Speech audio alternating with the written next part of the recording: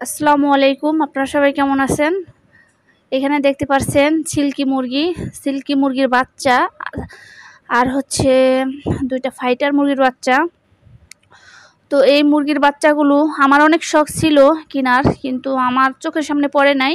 তো আমার এক চাচাতো ভাইয়ের চোখের সামনে পড়েছে, তো ওই কিনে ফেলেছে। তো এখানে 4টা বাচ্চা আছে। এখানে ২৫০০ টাকা দিয়ে কিনেছে।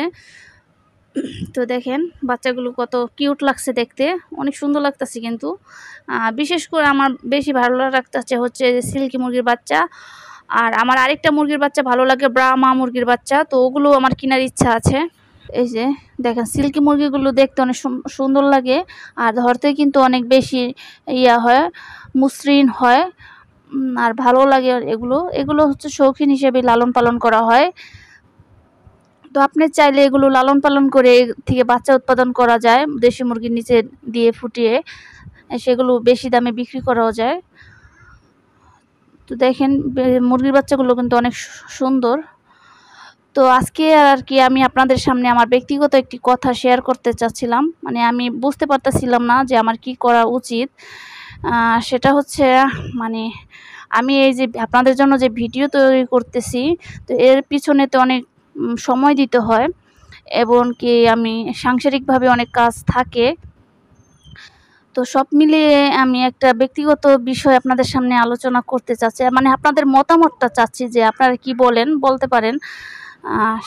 সেটা হচ্ছে কি, আমি লেখাপড়া করতেছি, তো এখনও আমি অনার্স ফার্স্ট ইয়ার পরীক্ষা দিয়ে আর কি আমাদের রেজাল্ট দিয়ে দিয়েছে, আমি পাস করেছি। এখন হচ্ছে আমি সেকেন্ড ইয়ারে ভর্তি হয়েছি। এখন সেকেন্ড ইয়ারে ভর্তি হওয়ার পরে কি হয়েছে যে আমি পড়াশোনা করতেছি, তো এর মধ্যে আমার ফর্ম ফিল আপ হয়ে গেছে। এখন আমার সামনে 3 মাস পর পরীক্ষা। তো আমি চাচ্ছিলাম যে আমি লেখাপড়াটা অফ করে দিব। তো কারণ হচ্ছে আমি সাংসারিকভাবে কাজ করি, আবার ভিডিও আপলোড দিই। তো সব মিলিয়ে আমার উপর একটা প্রেশার পড়ে যায়। আর এই জন্যই আমি আপনাদের সামনে শেয়ার করছিলাম যে আপনারা কি বলেন, এই মুহূর্তে আমার কি সিদ্ধান্ত নেওয়া উচিত। আমি কি লেখাপড়াটা ছেড়ে দিলে কি ভালো হবে, নাকি মানে এই আর কি আপনারা একটু কি বলেন।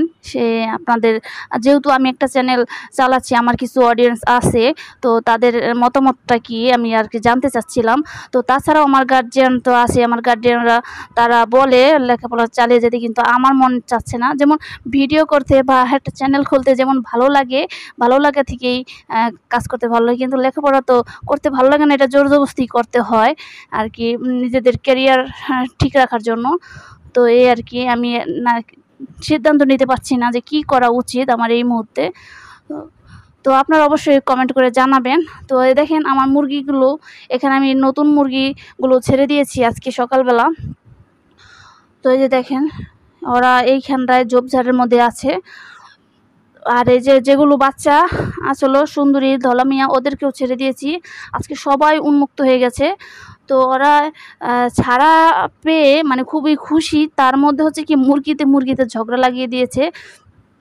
কেউ খাবার কেউ কেড়ে নিচ্ছে, কেউ ঠিকমতো আর কি খেতে পাচ্ছে না। ওই যে দেখেন সাদাটা দিল ছোটরা ঠোকর। তো এভাবে ওরা একটু ঝগড়াঝগড়ি করতেছে। তো আমার ভালো লাগতেছে যে এই বাচ্চাগুলোকে ছেড়েছি। তো এই বাচ্চাগুলো একটু ডেঞ্জারাস, উপরে উঠে যায়। দেশি মুরগি এরকমই হয়। আর ওদেরকে আমি ছাড়ছি কারণ হচ্ছে যে এখন হচ্ছে দুপুর টাইম, সকাল না, এখন দুপুর হয়ে গেছে। তো ভাবলাম যে এখন ছেড়ে দেই। তো ছেড়ে দেওয়ার পরে যদি চলে যায়, তো ওই পিছনে আবার রাতা মুরগিটা আছে, ওর সাথেই থাকবে। তো এই ভেবে ছাড়া। আর ওদেরকে ছাড়ছি, দেখেন ওরা বালুর মধ্যে কিভাবে গোসল করতেছে, মানে ওদের অনেক দিন পর এভাবে ছাড়া হয়েছে। দেখেন লাল মুরগিটা এসে ওদেরকে তাড়িয়ে দিচ্ছে, বলতেছে আমি এখানে গোসল করব, তোরা কেন আসছিস, এরকম হয়তো, বা আমার জায়গা। তো ওরাও মানতেছে না, ওরাও এভাবে গোসল করার চেষ্টা করতেছে। তো সবাই উন্মুক্ত হয়ে খুবই খুশি, খুব খুব ভালো লাগতেছে ওদের কাছে। তো দেখেন আর সাদা মুরগিটা ওই পাশে চলে গেছে। তো ওই পাশে চলে গিয়ে ওই কিন্তু ওর পা দিয়ে ওই বিছতেছে বালুমুলু।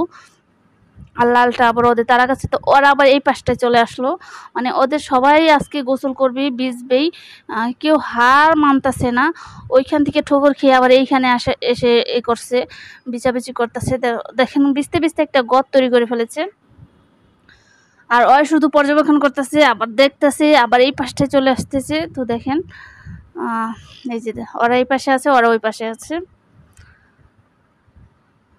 অনেকদিন পরে ছাড়া পেয়েছে তো, আর দুপুর টাইম বালু দিয়ে এইভাবে গোসল করতে পারে, অনেক মনটা ভালো লাগতেছে।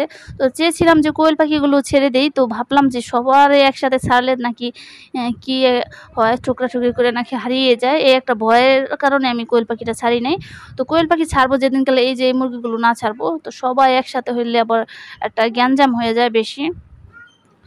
তো দেখেন রাতা মুরগিটা মাথার তাজটা কতটা বড় হয়েছে, হালকা হালকা একটু একটু বাঘ দেয়।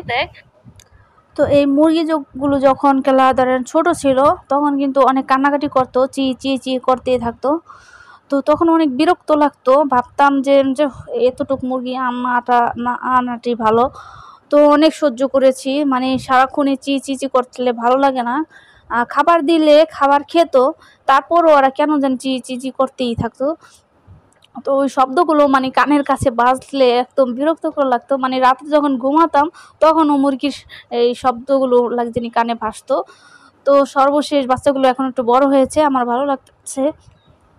তো এইখানে দেখেন এই যে বুড়া মুরগিটা এইখানে বিছতেছে। তো ওরা ভালোই অ্যাডজাস্ট করে নিয়েছে মনে হচ্ছে, জায়গাটা ওদের পছন্দ হয়েছে।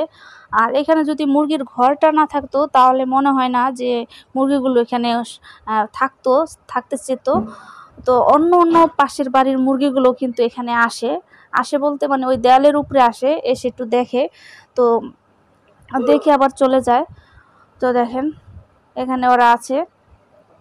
তো পাশাপাশি আমি আবারও কিছু গাছ লাগিয়ে দিয়েছি, যে কাঁঠাল গাছ লাগিয়ে দিয়েছি। তো গাছগুলো ওদের জন্য ঠিকমতো বড় হতে পারে না, কারণ হচ্ছে ওদেরকে যখন আমি ছাড়ি তখন ওরা এই যে পা দিয়ে বিছিয়ে গাছগুলো উপড়ে ফেলে দেয়। আমার এরকম করে অনেকগুলো গাছ মারা গিয়েছে, পুদিনা পাতাগুলো নষ্ট হয়ে গেছে, অন্য যে গাছের চারা লাগিয়েছিলাম সব নষ্ট হয়ে গেছে এই মুরগির জন্য। তো আমি গাছ থেকেও বলা চলে মুরগিগুলোর বাচ্চাগুলোকে বেশি ভালোবাসি। গাছ আমার ভালো লাগে, কিন্তু তার জন্য আমি মাঝে মাঝে মন চাইলে মুরগিগুলো বন্ধ করে রাখি, কিন্তু বন্দি থাকার চেয়ে আমার ছেড়ে পালতে বেশি ভালো লাগে। মানে আবদ্ধ একটু জায়গা হবে, অল্প একটু জায়গা থাকবে যেখানে ওরা হাঁটাহাঁটি করবে, আবার নিজের ইচ্ছে মতো করে ঘরে যাবে, আবার ডিম পারবে, বাচ্চা ফোটাবে, এগুলো আমার অনেক ভালো লাগে। তো দেখেন এই যে হয় শুধু মুরগির বাচ্চাগুলোকে মাটি ফিকছে, ধুলোবালি ফিকছে, তো না করলেও শুনতেছে না। আমি যখন আসবো তখন হয় চলে আসবে। তো এসে মাটি মুটি ধুলাবালু দিয়ে খেলা করা শুরু করছে। তো আমার যে মুরগিটা কুচে বসেছে, তো আর একদিন পর হয়তো আর ডিমগুলো ক্যান্ডেলিং করবো বা পরীক্ষা করে দেখবো যে ওর মধ্যে কয়টা বীজ ডিম হলো। আর যে কোয়েল পাখির ডিমগুলো আছে ওগুলো কিন্তু বোঝা যাচ্ছে না, মানে বুঝবো কীভাবে, কোয়েল পাখির ডিম হচ্ছে কালো, আর মোবাইলের লাইট দিয়ে ভালোভাবে বোঝা যাচ্ছে না। তো আমি মুরগির ডিমগুলো চেক করতে পারি, কারণ মুরগির ডিমগুলো দেখেন 2-3 রাত হয়ে গেছে তা দিতেছে, আর এখন কিন্তু বোঝা যাবে। এখন যদি আমি ক্যান্ডেলিং করি তাহলে বুঝতে পারবো যে ডিমগুলো বীজ ডিম কয়টা এসেছে। তো ওই বিষয়ের উপরে যদি আপনারা ভিডিও চান অবশ্যই আপলোড দিব, তবে আপনারা ভিডিওতে বলতে হবে যে আপনারা বীজ ডিম পরীক্ষা করার ভিডিওটি দিবেন, এটা বলতে হবে। কিন্তু আমার ভিডিওতে আপনারা লাইক কম করেন, লাইক দিতে হবে। লাইক না দিলে, ভিডিওতে কমেন্ট না করলে কিন্তু কাজ করে উৎসাহিত পাই না আমরা, কাজ করতে মন চায় না। তো আপনাদের জন্য কষ্ট করি, আপনারা দয়া করে একটি লাইক দিবেন এবং কমেন্ট করবেন। তো আমার চ্যানেলটাকে সবাই সাবস্ক্রাইব করবেন। আরেকটি কথা হচ্ছে যে আপনারা কয় মিনিটের ভিডিও দেখতে পছন্দ করেন, আমি সেই অনুযায়ী ভিডিওটি আপলোড দেওয়ার চেষ্টা করব।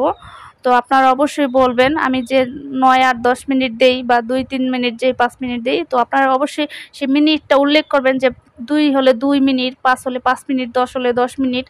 তো এভাবে উল্লেখ করবেন কমেন্টে। তো আজকের ভিডিও ছিল এই পর্যন্ত। আপনারা সবাই ভালো থাকবেন, সুস্থ থাকবেন। আসসালামু আলাইকুম।